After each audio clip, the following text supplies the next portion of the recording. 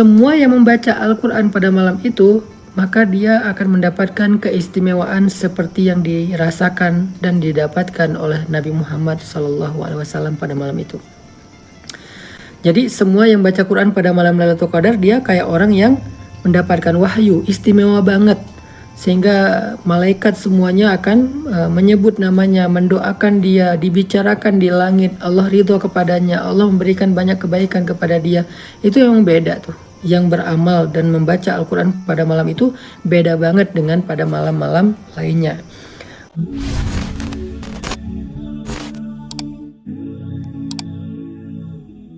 A'udzu billahi minasy syaithanir rajim. Bismillahirrahmanirrahim. Hamim.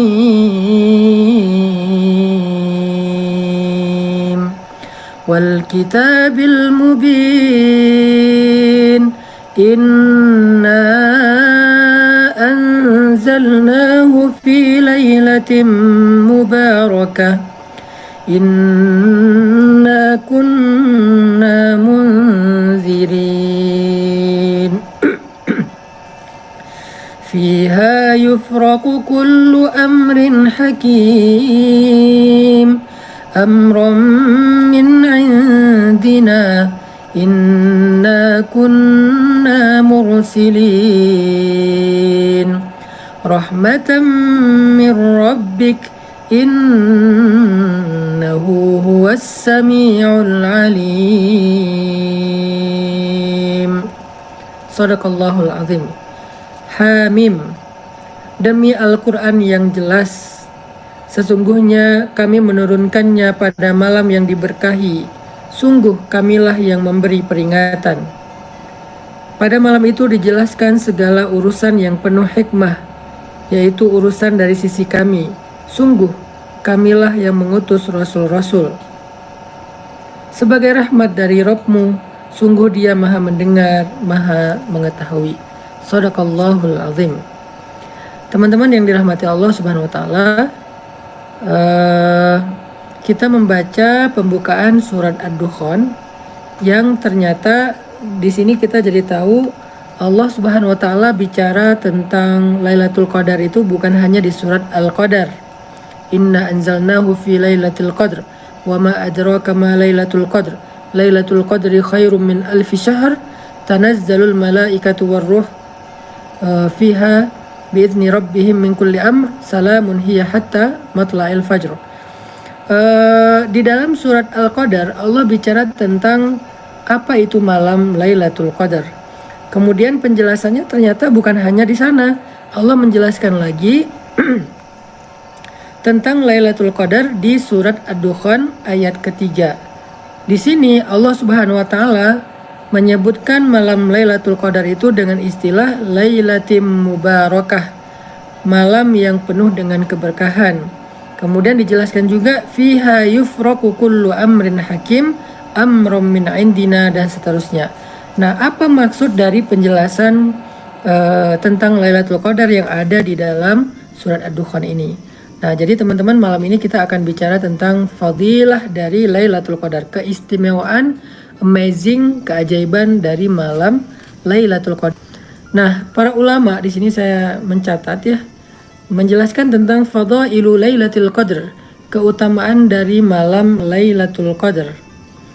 Yang pertama, Lailatul Qadar itu adalah Lailatul Tanzil, malam turunnya Al-Quran. Ini yang pertama dari keistimewaan malam Lailatul Qadar. Lailatul Tanzil. Innaha lailah allati nazala fiha Al-Quran. Itulah malam yang di dalamnya turunnya Al-Quran. Allah Subhanahu wa taala berfirman, "Inna anzalnahu fi lailatul qadr." Sesungguhnya kami telah menurunkan Al-Quran pada malam Lailatul Qadar. Begitu juga di surat Ad-Dukhan, Inna anzalnahu fi lailatin mubarakah. Kami menurunkan Al-Quran pada malam yang penuh dengan keberkahan. Itu nama lain dari malam Lailatul Qadar. Kita juga bisa menyebutnya dengan istilah Lailah Mubarakah, bisa dengan Lailatul Qadar. Nah, jadi keistimewaan dari Lailatul Qadar itu adalah dia malam turunnya Al-Quran. Sehingga amalan yang paling Allah suka pada malam itu adalah membaca Al-Quran, baik di luar sholat apalagi di dalam sholat. Sehingga kalau misalnya kita di malam-malam yang lain baca Qurannya setengah juz, 1 juz, kalau bisa malam itu kita baca Qurannya lebih banyak, 2 juz, 3 juz. Kalau teman-teman misalnya sanggup, lebih bagus lagi baca Qurannya di dalam sholat. Kenapa? Karena itulah malamnya Al-Quran. Malam ketika dulu pertama kali Allah turunkan Al-Quran kepada Nabi di Gua Hiro. Dan kalau kita membaca kisah bagaimana suasana vibes ketika turunnya Al-Quran itu dahsyat banget teman-teman. Jadi ketika turun Al-Quran itu ya, Malaikat Jibril ini ngambil Al-Quran nih di Lauhul Mahfuz, kemudian dibawa turun kepada Rasulullah SAW. Nah ketika pertama kali Al-Quran itu dibawa turun oleh Malaikat Jibril, itu tuh langit-langit itu sangat heboh. Jadi kayak ada pawai. Jibril turun dan bersama Jibril itu diiringi oleh malaikat-malaikat pembawa wahyu namanya. Kalau di dalam surat An-Nazi'at, bukan An-Nazi'at, di dalam juz Amma itu Allah menjelaskan bahwa malaikat pembawa wahyu itu disebut dengan malaikat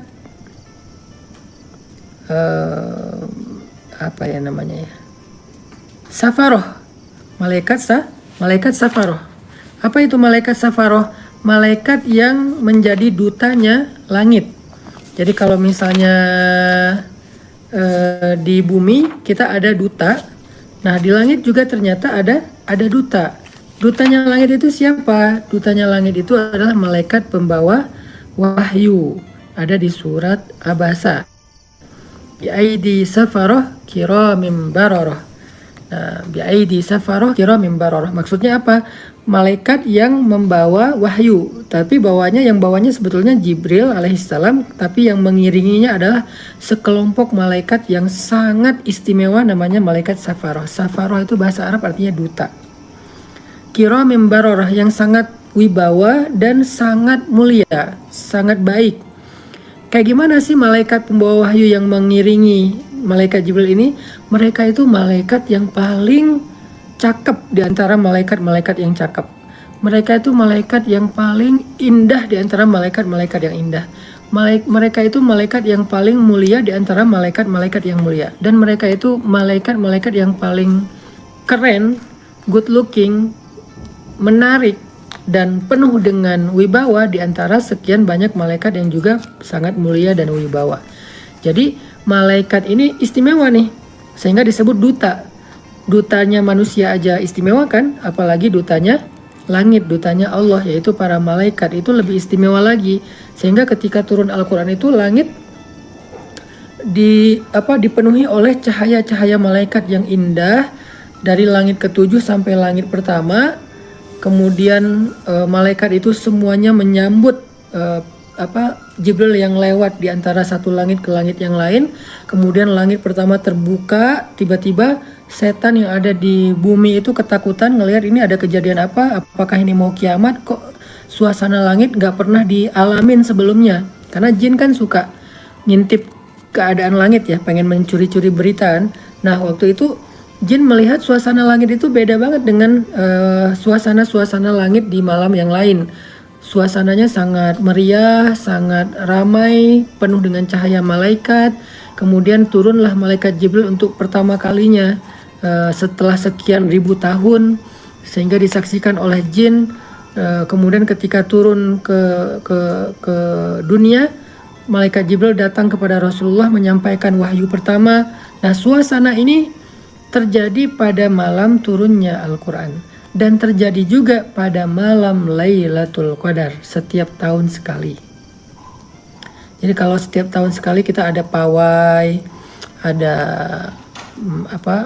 ada kegiatan seru-seruan, ada festival, ada pasar malam, ada berbagai macam exhibition. Itu di langit juga ada, setahun sekali itu ada semacam big event ada semacam sebuah kegiatan yang sangat besar dan istimewa, yaitu ketika turunnya Al-Quran. Ini lebih gede dari yang pernah kita bayangin di antara big event yang ada di dunia. Mungkin teman-teman pernah lihat viral misalnya big event yang dilakukan di Riyadh, Saudi Arabia, ketika mengundang Justin Bieber, mengundang artis-artis dari Hollywood, yang dilakukan di Korea, yang dilakukan di Barcelona, yang dilakukan di Manchester United. Intinya adalah itu nggak ada apa-apanya dibandingkan dengan malam ketika meriahnya turun malaikat untuk menyambut turunnya Al-Quran. Dan turunnya Al-Quran itu diperingati oleh langit setiap tahun. Jadi peringatan turunnya Al-Quran oleh langit itu diperingati setiap tahun. Tetapi bukan malam 17 Ramadan aja, diperingatinya pada malam Lailatul Qadar. Jadi kalau kita 17 Ramadan mengadakan acara Nuzul Quran, maka harusnya di malam Lailatul Qadar itu kita lebih heboh daripada malam 17 Ramadan untuk ikut memperingati malam turunnya Al-Quran. Jadi pada malam itu malaikat turun, semua yang membaca Al-Quran pada malam itu, maka dia akan mendapatkan keistimewaan seperti yang dirasakan dan didapatkan oleh Nabi Muhammad SAW pada malam itu. Jadi semua yang baca Quran pada malam Lailatul Qadar, dia kayak orang yang mendapatkan wahyu, istimewa banget. Sehingga malaikat semuanya akan menyebut namanya, mendoakan dia, dibicarakan di langit, Allah ridho kepadanya, Allah memberikan banyak kebaikan kepada dia. Itu yang beda tuh. Yang beramal dan membaca Al-Quran pada malam itu beda banget dengan pada malam-malam lainnya. Bahkan Nabi Muhammad SAW sendiri di malam Lailatul Qadar pun beliau banyak membaca Al-Quran, cuman di dalam sholat karena beliau hafal. Kalau kita nggak hafal ya mungkin di luar sholat. Tapi sebetulnya ulama juga membolehkan kalau kita membaca di dalam sholat sambil melihat mushaf Al-Quran, dengan syarat tidak membaca terjemahannya, tidak membaca. Kalau pakai handphone jangan datanya jangan dinyalain, pakai mode pesawat aja biar nggak masuk WA lagi baca Quran. Nah, jadi amalan yang paling baik yang bisa kita lakukan pada malam itu adalah membaca Al-Quran, baik di luar sholat maupun di dalam sholat. Gitu teman-teman. Kemudian yang kedua, kata para ulama, fadilah dari Lailatul Qadar itu disebut dengan Lailatul Mubarakah, malam yang penuh dengan keberkahan. Apa maksud malam yang penuh dengan keberkahan? Fahiya Lailatul Mubarakah al-ajru liman mubarakatul ajri liman qamaha. Itulah malam yang penuh dengan keberkahan dalam pahala untuk siapa yang menghidupkan malam itu dengan qiyam. Apa maksud penuh dengan keberkahan? Berkah itu dalam bahasa Arab definisinya ziyadatul khair, bertambah kebaikan. Itu arti berkah, bertambah kebaikan. Sebentar, sebelum saya lanjutkan ke poin kedua, tadi ada yang lupa tentang keutamaan membaca Al-Quran ya. Terutama pada malam Lailatul Qadar, kan amalan yang paling baik itu membaca Al-Quran. Ini saya coba sampaikan beberapa hadis tentang keutamaan membaca Al-Quran. Nabi SAW bersabda, sebaik-baik ibadah umatku adalah membaca Al-Quran. Jadi ibadah yang paling baik itu, yang paling Allah suka itu adalah membaca Al-Quran. Apalagi ketika kita berada di malam yang paling baik, malam yang paling istimewa, maka nggak ada lagi amalan yang lebih istimewa malam itu selain membaca Al-Quran, apalagi di dalam sholat. Kemudian Nabi juga bersabda, man qara'a harfan min kitabillah falahu bihi hasanah wal hasanatu bi asyri amsalihha la aqulu alif lam min harfun walakin alifun harfun wa lamun harfun wa mimun harfun. Siapa yang membaca satu huruf Al-Quran, maka dia mendapatkan satu kebaikan, dan setiap kebaikan itu dilipat gandakan menjadi 10 pahala. Jadi kalau kita baca satu huruf Al-Quran, kita seperti melakukan satu kebaikan, hasanah. Dan satu kebaikan ini diberi balasan minimal 10 kali lipat kebaikan. Dan Nabi bilang, aku nggak mengatakan alif lam mim itu satu huruf, tetapi alif satu huruf, lam satu huruf, mim satu huruf. Jadi kalau kita baca alif lam mim doang, maka itu seperti mendapatkan 30 kebaikan. Dan ketika kita membacanya di dalam malam Lailatul Qadar, 30 kebaikan ini akan dikali lipat menjadi 1000 bulan.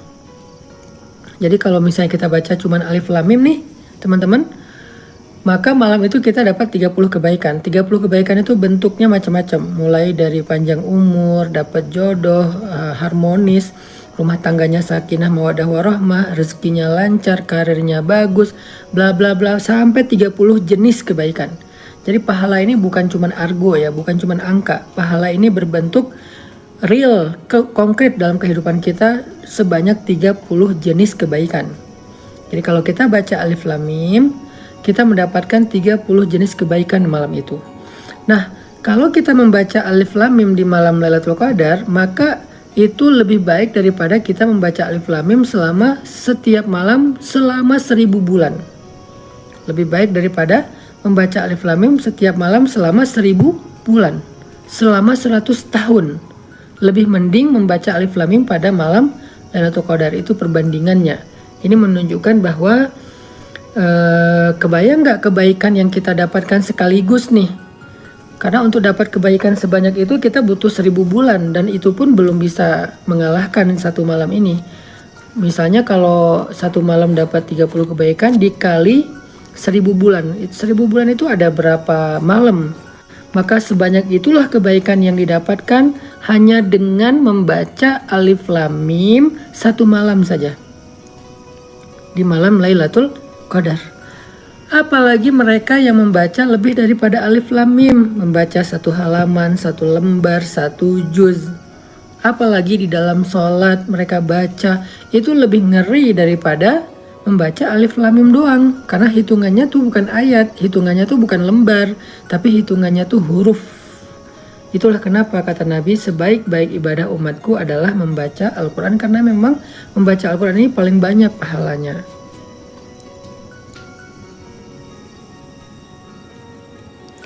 Di dalam surat Fatir ayat 29, Allah Subhanahu wa taala berfirman, "Innalladzina yatluna kitaballah." Sesungguhnya orang yang membaca kitab Allah, yaitu orang yang membaca Al-Qur'an, yarjuna tijaratan lan tabur.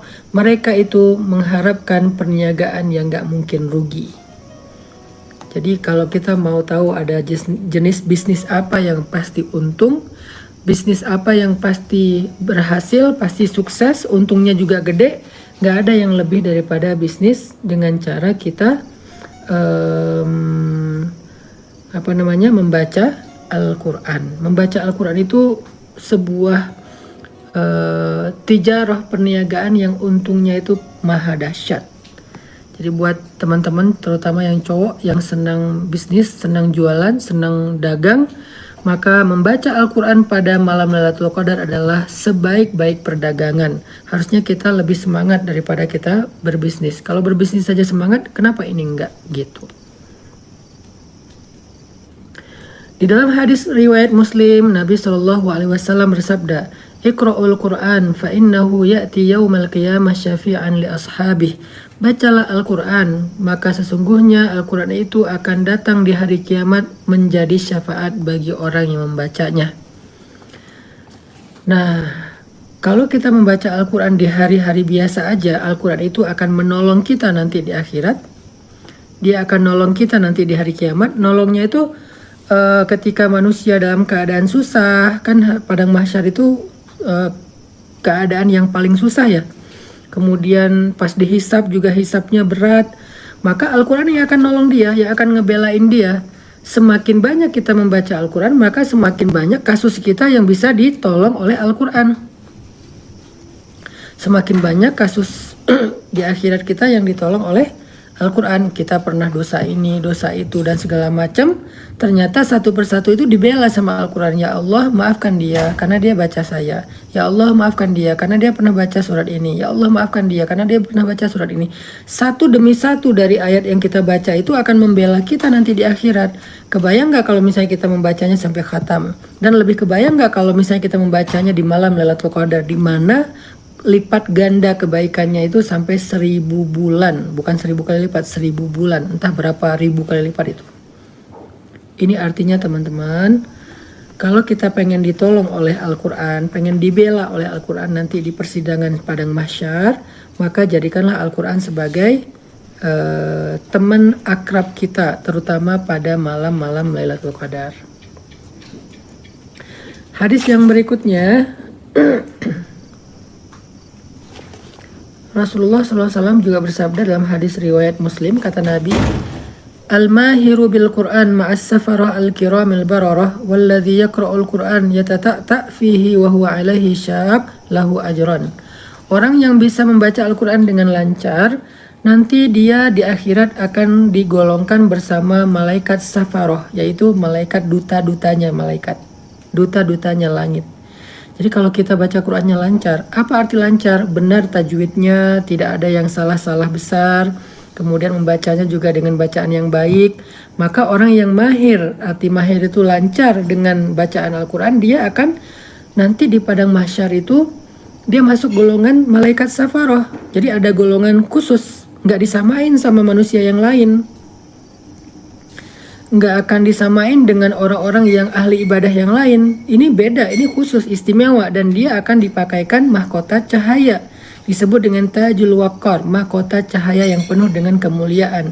Lalu nanti bersama dengan dia itu ada sekian miliar malaikat dengan cahaya yang sangat indah akan membersamai dia, dan malaikat itu dikenal dengan nama malaikat safaroh.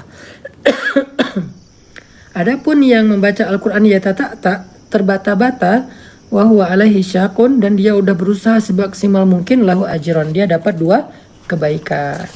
Jadi di situ pelajarannya, momen Ramadan ini harus kita pakai untuk belajar membaca Al-Quran selancar mungkin. Rugi banget loh orang yang masih sehat, punya kesempatan, punya waktu luang, nggak mau belajar Al-Quran untuk dibaca secara baik tajwidnya. Jadi harusnya teman-teman tuh cari guru. Apalagi di bulan Ramadan dapatin guru kan gampang ya. Belajar dari guru itu gimana cara baca Quran yang benar. Karena kalau kita ada guru tapi kita nggak mau belajar Al-Quran yang benar, itu rugi banget. Soalnya orang yang baca Al-Quran dengan benar dengan yang baca Qurannya asal-asalan, atau mungkin bukan asal-asalan ya, yang terbata-bata, itu pasti jauh banget kedudukannya nanti di akhirat. Yang mahir, yang bisa baca Quran dengan lancar, digolongkan bersama malaikat safarah, malaikatnya duta. Sedangkan yang bacanya terbata-bata, dia dapat 2 kebaikan. Jadi harus belajar membaca Al-Quran teman-teman sampai lancar. Kemudian dalam hadis yang lain Nabi juga bilang, Allah tuh suka mendengar bacaan hamba lebih daripada seorang tuan yang suka mendengar nyanyian budak perempuannya. Jadi kalau kita baca Quran teman-teman, Allah itu mendengar bacaan kita. Belajar dari guru tapi online, Ustaz, gak apa-apa. Mau online, mau hadir, walaupun tetap harus ada guru yang kita talaki hadir ya. Bisa dua-duanya lah, hybrid aja. Yang hadir mungkin seminggu sekali atau 2 minggu sekali, tapi yang online bisa seminggu 2 kali atau lebih sering. Intinya sampai bisa lancar. Kenapa harus ada yang hadir? Supaya kita dapetin berkahnya duduk dalam majelis ilmu dan mulazamah dengan guru. Tadi hadisnya bahwa Allah itu suka mendengar bacaan hamba lebih daripada seorang tuan yang suka mendengar nyanyian budak perempuannya. Ini sebuah analogi ya. Gimana Allah tuh suka dengar bacaan Al-Quran kita. Jadi kalau misalnya teman-teman baca Quran, apalagi mahirun bih, lancar bacanya, benar tajwidnya, Allah tuh mendengar bacaan kita lebih daripada orang yang dengerin musik. Kita dengerin musik kan seneng ya, suka ya. Kadang-kadang ada satu lagu yang kita ulang berkali-kali, dan Allah lebih suka daripada itu. Allah lebih suka daripada kita dengerin musik untuk mendengarkan bacaan Al-Quran. Jadi kalau di waktu yang biasa aja Allah suka, apalagi di malam Lailatul Qadar Allah lebih suka lagi. Itu udah kayak kita perform, Allah nonton dengan senyum-senyum gitu. Kita perform di atas panggung yang rame banget, panggung yang megah, panggung yang kolosal, lebih daripada Tomorrowland misalnya, panggungnya keren banget. Yang nonton Allah, yang menyaksikan Allah, dan Allah senyum-senyum sama kita karena Allah suka dengan performance kita. Itu Lailatul Qadar loh.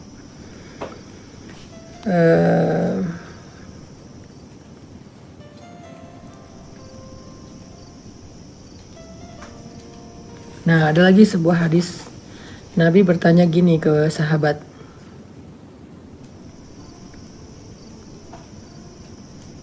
Gak apa-apa. Kalau yang belajar lewat Quran tajwid gak apa-apa, tapi memang sebaiknya tetap ada guru. Itu hanya untuk melancarkan, boleh pakai Quran tajwid. Ini hadisnya gini, Nabi bertanya, siapa di antara kalian yang suka setiap hari pergi ke lembah Buton atau lembah Akik, kemudian pulang membawa 2 ekor onta gemuk tanpa berbuat dosa atau memutuskan silaturahim? Jadi Nabi nanya, siapa di antara sahabat yang suka pergi ke lembah Akik atau lembah Buton? 2 lembah ini terkenal dengan tempat yang paling subur, jadi kayak stepanya Arab, padang rumputnya Arab. Jadi 2 lembah ini adalah stepanya Arab, padang rumput Arab. Kemudian di sana itu banyak banget ternak-ternak unta yang merumput. Nah, kemudian Nabi nanya, siapa di antara kalian yang pengen pergi ke lembah Akik dan mendapatkan 2 ekor unta gemuk secara gratis, tidak mencuri, tidak berperang, tidak ngapa-ngapain, gratis dapatnya. Pergi ke lembah Akik, kemudian dapat 2 ekor onta. 1 onta itu, kalau onta di sini disebutnya onta nakoh. 1 nakoh itu harganya paling murah 100 juta, berarti dapat 200 juta. Siapa dari kalian yang pengen pergi ke lembah Akik lalu dapat 200 juta tanpa harus mencuri? Lalu para sahabat menjawab, semua kami suka ya Rasulullah. Nabi kemudian mengatakan, ke masjid mempelajari Al-Quran walaupun cuma 2 ayat, itu lebih baik daripada 2 onta. 3 ayat lebih baik daripada 3 onta, dan seterusnya. Hadis riwayat Muslim dan Ibnu Hibban. Artinya apa? 1 ayat Al-Quran itu lebih berharga daripada 1 ekor onta senilai 100 juta atau kurang lebih segitu. Jadi kalau kita baca Al-Quran di malam-malam biasa di masjid, mempelajari cara bacanya, itu kita lebih beruntung daripada orang dapat onta gratis senilai Avanza misalnya. 1 ayat. Kebayang kalau misalnya kita membaca 1 lembar atau 1 halaman, udah dapat berapa alpat itu? Lebih baik dari itu, bukan sama ya, lebih baik. Ini menunjukkan bahwa membaca Al-Quran, mempelajari Al-Quran itu sangatlah istimewa, teman-teman. Itu kenapa disebut dengan Lailatul Tanzil, malam turunnya Al-Quran, sehingga amalan yang paling baik adalah amalan membaca Al-Quran. Yang kedua keistimewaannya adalah Lailatul Mubarakah wa Lailatul Khair, bulan yang penuh dengan keberkahan dan penuh dengan kebaikan. Apa maksudnya? Pada malam yang penuh dengan keberkahan itu, Allah Subhanahu wa Ta'ala menurunkan rahmatnya seluas-luasnya, sebanyak-banyaknya, teman-teman. Jadi yang namanya berkah itu banyak kebaikan, khair itu artinya kebaikan. Jadi malam Lailatul Qadar, Allah menurunkan rahmat ke dunia lebih banyak daripada malam-malam yang lain.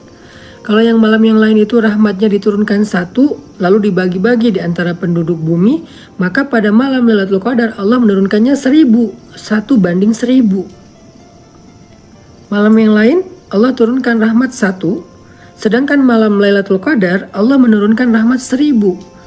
Kebayang gak dengan rahmat yang sebegitu banyak yang Allah turunkan? Kalau misalnya kita tidur, kita kelewat, kan rugi banget kan?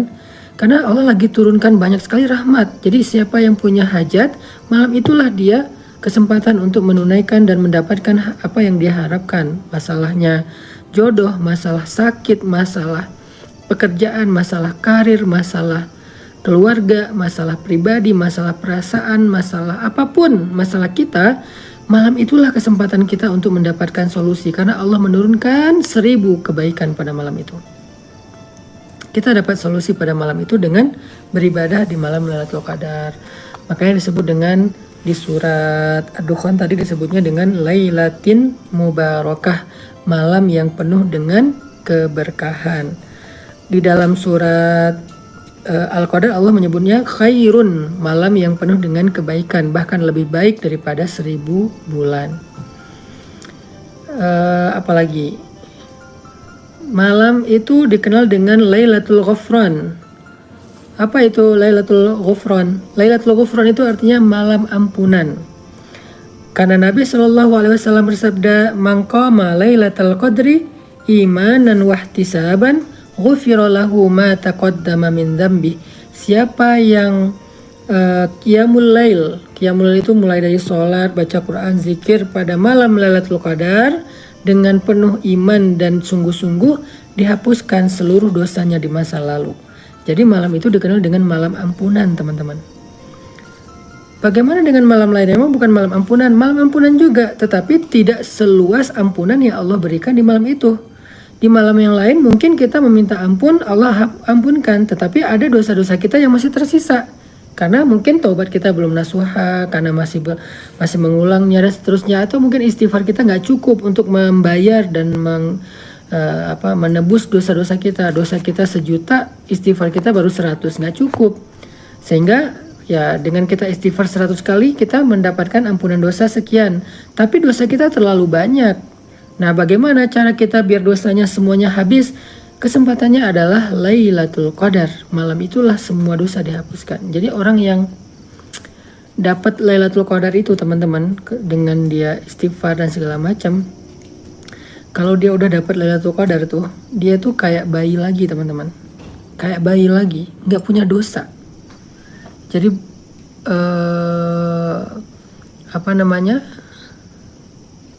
saling menyimak bacaan supaya membetulkan. Kalau saling menyimak bacaannya itu yang sama-sama paham, oke. Kalau yang nggak paham ya jadi nggak bisa ngebetulin kan. Balik lagi ke tadi Idul Fitri, Syawal, ketika udah beres Ramadan, bagi orang yang mendapatkan Lailatul Qadar berarti dia seperti bayi lagi, teman-teman. Nggak punya dosa, kayak anak bayi lagi. Keren banget kan? Beruntung banget kan? Jadi bayi lagi, nggak punya dosa. Jadi beruntung banget. Jadi kalau dia meninggal bulan Syawal, dia meninggal di akhir Ramadan, dia meninggal belum terlalu jauh dari Ramadan, maka dia meninggal sebagai orang yang nggak punya dosa. Sebegitu istimewanya Lailatul Qadar, sehingga disebut dengan Lailatul Ghufran, bulannya ampunan. Yang terakhir juga penting banget nih. Lailatul Qadar itu disebut dengan Lailatul Fasli wat Takdir, bulan penjelasan tentang takdir. Bulan tentang ditetapkannya takdir. Jadi kita tuh punya takdir yang udah Allah tetapkan ketika kita lahir. Lalu takdir itu Allah berkehendak untuk membiarkan seperti itu atau merubah. Allah bisa merubah takdir. Yamhullahu ma yasha'u wa yuthbit. Allah berkehendak menghapuskan takdir atau menetapkannya jika dia mau. Jadi nggak ada yang bisa merubah takdir kecuali Allah. Allah merubah takdir suka-suka Allah. Allah yang menulis. Allah bisa menghapusnya dan menggantinya. Nah, kesempatan untuk merubah takdir, teman-teman, salah satunya adalah yang paling penting, yang paling istimewa itu adalah di malam Lailatul Qadar. Karena disebut dengan Lailatul Takdir wal Fasl. Dari mana ayatnya? Ini di dalam ayat keempat surat Ad-Dukhan yang kita baca tadi. Fiha yufraqu kullu amrin hakim amram min indina. Pada malam itu dijelaskan segala urusan-urusan yang bijaksana, yang penuh hikmah. Yang penuh hikmah itu apa? Hidup, mati, rezeki, nasib, baik, buruk, jodoh ditentukan pada malam itu, teman-teman. Inilah salah satu di antara pentingnya dan istimewanya Lailatul Qadar. Sebagaimana namanya Qadar, takdir. Kemudian juga di sini disebut yufraqu kullu amrin hakim, malam ditetapkan berbagai macam urusan secara jelas, secara bijaksana. Sehingga siapa yang pengen dirubah takdir buruk menjadi takdir baik, dia harus berjaga di malam Lailatul Qadar. Itu karena malam penentuan tentang hidupnya di masa depan. Jadi teman-teman, kalau kita pengen dirubah nasib atau takdir buruk menjadi takdir baik, maka malam itu nggak boleh kita lewatin, karena itu malam penentuan takdir dan nasib kita di masa-masa yang akan datang. Seumur hidup kita itu ditentukan di malam itu, teman-teman. Ditentukan di malam itu. Sehingga siapa yang melewatkan malam itu dengan kebaikan, dengan amal soleh, maka dia orang yang paling rugi. Jadi jangan bilang, oh Allah jahat sama saya, Allah nggak adil sama saya. kok Allah berikan saya takdir buruk kayak gini? Bukankah Allah kasih kesempatan kita untuk memperbaiki takdir itu dengan amal soleh di malam Lailatul Qadar? Ya udah yuk, 1 malam doang. Atau ibadahnya 10 malam doang gitu. 10 malam ini menentukan seumur hidup kita. Tentang siapa jodoh kita, tentang gimana karir kita, seberapa besar dan seberapa luas rezeki kita, seberapa bahagia hidup rumah tangga kita. Segala kebaikan takdir kita bisa minta ke Allah untuk dirubah pada malam Lailatul Qadar. Karena Allah sendiri yang bilang di ayat keempat surat Ad-Dukhan, malam itu yufraq, akan dijelaskan kullu amrin hakim, semua urusan tentang takdir akan ditetapkan pada malam itu. Semua urusan tentang takdir akan ditetapkan malam itu. Jadi siapapun yang pengen merubah takdir, itulah kesempatannya. Kalau orang melewatkan Lailatul Qadar, dia kayak orang yang kehilangan seumur hidupnya. Siapa yang mendapatkan Lailatul Qadar, dia seperti mendapatkan jaminan dan kebaikan seumur hidupnya. Itu benar-benar istimewa tuh. Makanya jangan sampai kita males-malesan pada malam tersebut. Surat Ad-Dukhan, surat 44 ayat 4. 4 kali 4 ya. 4 kali 4. Surat Ad-Dukhan ayat 4. Jadi di situ Allah jelaskan takdir akan ditetapkan pada malam Lailatul Qadar. Si fulan takdirnya ini, si fulan takdirnya itu, dan seterusnya.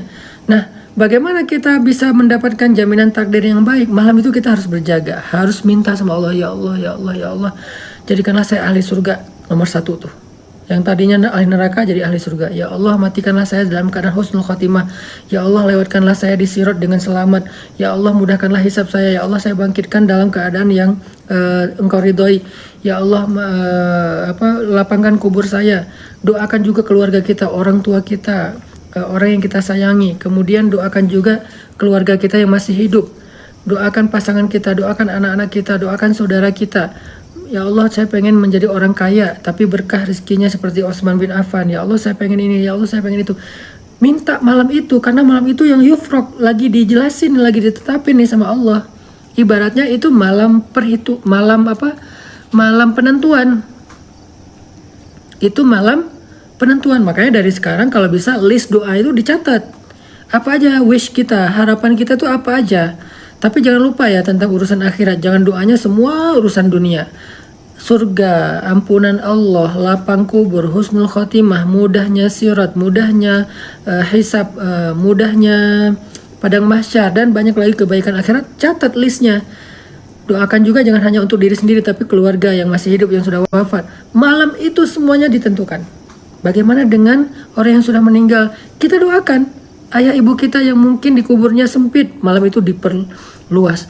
Yang akhiratnya mungkin susah, malam itu dimudahkan. Yang tadinya ditetapkan ahli neraka, malam itu ditetapkan menjadi ahli surga.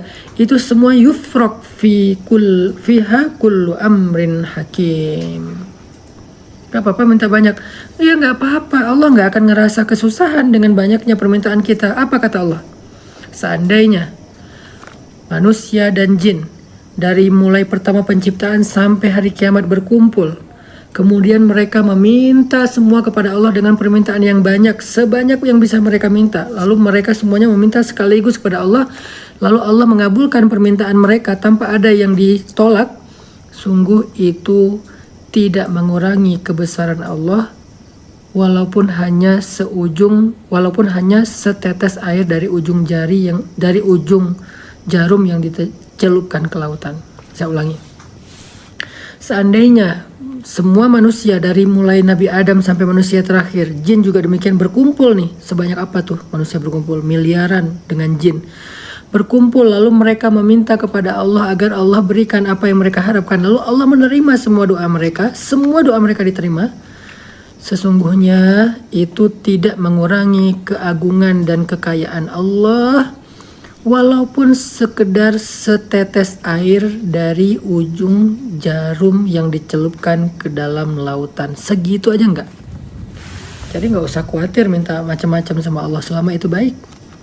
Pada malam Lailatul Qadar adalah kesempatan kita meminta sebanyak mungkin kepada Allah Subhanahu wa taala. Oke. Termasuk bayar utang. Termasuk masalah apa aja.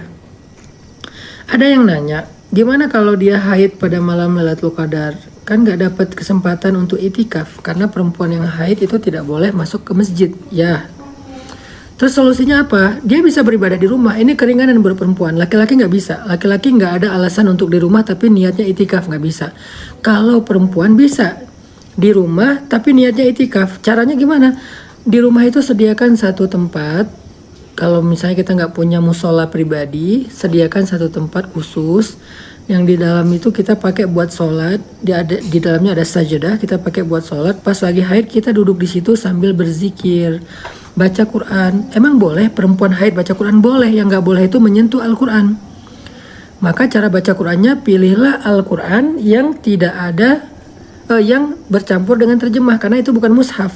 Kalau yang murni Al-Quran itu namanya mushaf, nggak boleh disentuh. Kalau udah bercampur dengan terjemah itu bukan mushaf, itu udah sama kayak kitab terjemah, kayak kitab tafsir, itu boleh disentuh. Mau lebih hati-hati lagi pakai sarung tangan. Jadi tetap bisa baca Quran, tetap bisa zikir, hanya nggak bisa sholat. Pada malam Lailatul Qadar buat perempuan di rumahnya, usahakan tempatnya satu, jangan dipakai tempat yang lain, yaitu tempat musola kecil kita di sebelah tempat tidur atau di ruang tertentu. Syukur-syukur kalau kita punya musola khusus di rumah, pakai musola itu, karena Sayyidah Aisyah beritikaf di musolanya sendiri.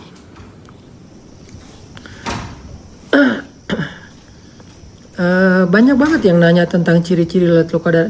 Nggak terlalu penting teman-teman kita tahu ciri-ciri Lailatul Qadar. Yang paling penting kita 10 malam terakhir itu terjaga nggak.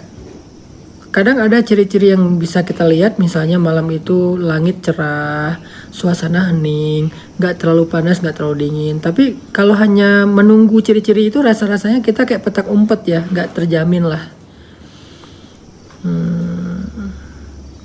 Kalau nggak punya tempat khusus gimana Ustadz? Di kamar sediakan satu tempat kayak apa, sajadah, karpet gitu. Kalau bisa disitulah yang kita niatkan sebagai musola khusus buat perempuan. Tapi kalau buat laki-laki itikaf cuma ada di masjid. Bagaimana dengan yang lembur atau dia shift malam di tempat kerjaannya? Jangan bersedih. Kalau yang kena shift malam di tempat kerjaannya, silahkan dia beribadah sambil bekerja dengan berzikir, membaca Al-Quran selama tidak mengganggu pekerjaannya. Itu dia tetap dapat pahala ibadah walaupun nggak dapat pahala itikaf. Tetap dapat pahala ibadah walaupun nggak dapat pahala itikaf. Kalau di tempat kerjaannya dia bisa tukeran shift sama temennya, terutama yang non muslim, ya udah minta tolong non muslim temennya untuk ngambil shift malam dia ngambil shift siang supaya malamnya dia bisa itikaf. Ada juga yang nanya, boleh nggak kalau kita itikafnya di musola atau surau dekat rumah, bukan di masjid?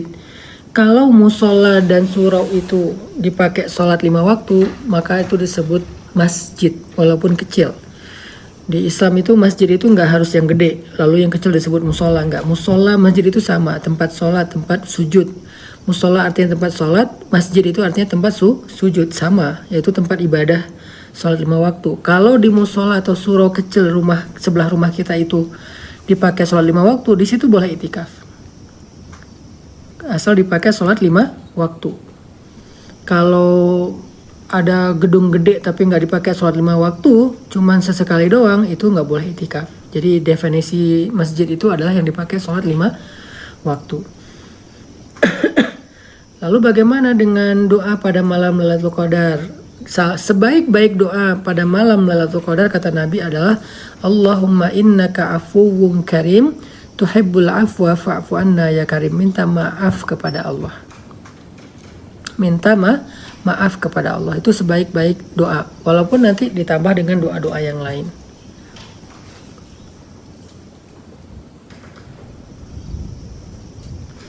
Kalau yang paginya kerja, terus malamnya mau itikaf biar nggak ngantuk, gimana caranya? Ya itikafnya diseling-seling. Tidur dulu 2 jam, 1 jam, dari jam 10 sampai jam 12, jam 11 sampai jam 1 misalnya, tidur 2 jam, sisanya beribadah. Tidurnya di mana? Tidurnya boleh di rumah, nanti ke masjid, boleh di masjid. Kalau nggak nyaman tidur di masjid, tidur di rumah dulu, nanti baru ke masjid. Itikaf di masjid nanti ketika bangun tidur sambil tahajud, boleh. Kalau mau itikaf full 10 malam itu yang paling sempurna. Tetapi banyak orang Indonesia yang nggak mampu. Orang Indonesia mampunya itikaf di malam hari aja. Kalau Nabi itikafnya malam dan siang, jadi full di masjid selama 10 hari, baru pulang itu 1 Syawal sebelum sholat id. Habis subuh baru Nabi pulang. Mandi, balik lagi ke lapang untuk sholat id. Kalau nggak sanggup begitu, ya udah itikaf malamnya aja. Kalau nggak bisa full 1 malam, itikaf setengah malam. Nggak bisa setengah malam, itikaf sepertiga malam. Kalau boleh, nggak boleh kurang dari sepertiga. Karena ini kita lagi ngejar malam Lailatul Qadar. Perempuan itikafnya beda dengan laki-laki. Kalau dia mau ke masjid nggak boleh dilarang, tapi kalau dia susah ke masjid, misalnya masjid itu sepi, kan di beberapa kampung itu masjid sepi. Di kampung-kampung nggak semuanya ada budaya itikaf, beda sama di kota.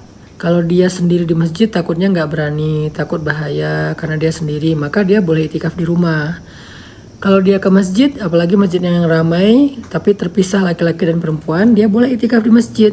Kalau di rumah dapat pahala itikaf, dapat. Khusus perempuan. Perempuan ini banyak keringanan karena Allah sayang banget sama perempuan. Jadi boleh di rumah, boleh di masjid. Kalau di rumah caranya gimana? Kalau di rumah, caranya dia pakai tadi musola khusus di rumahnya. Kalau mau di masjid lebih bagus, tapi dengan syarat tertutup, jangan gabung sama laki-laki.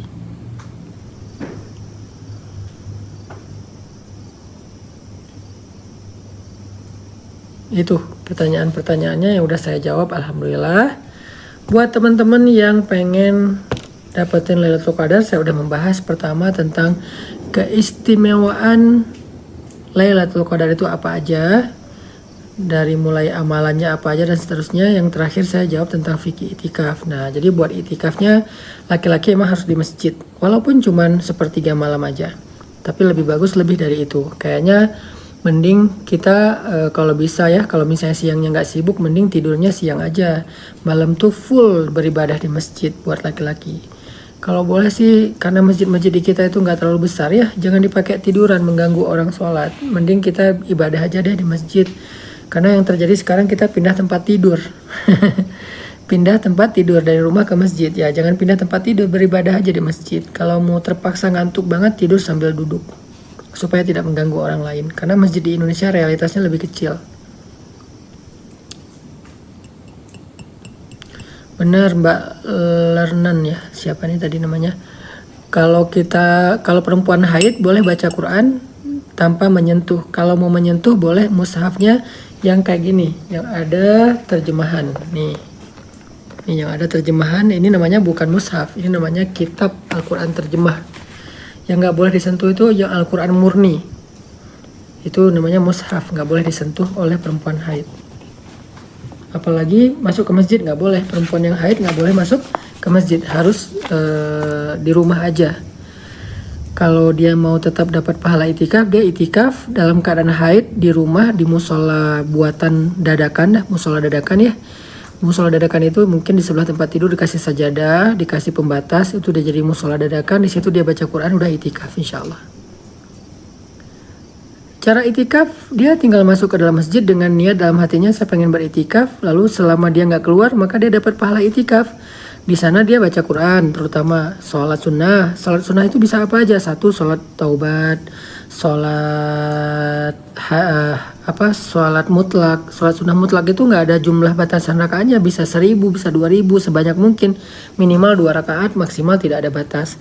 Bisa sholat tahajud, bisa sholat tarawih, bisa sholat sunnah yang mutlak. Dia lakukan sholat, baca Quran, zikir, istighfar. Kalau sholat, kalau bisa baca Quran, bisa di dalam sholat juga sambil baca mushaf. Katanya wanita haid dilarang baca Quran. Enggak, wanita haid itu bukan dilarang baca Quran, dilarang menyentuh Al-Quran.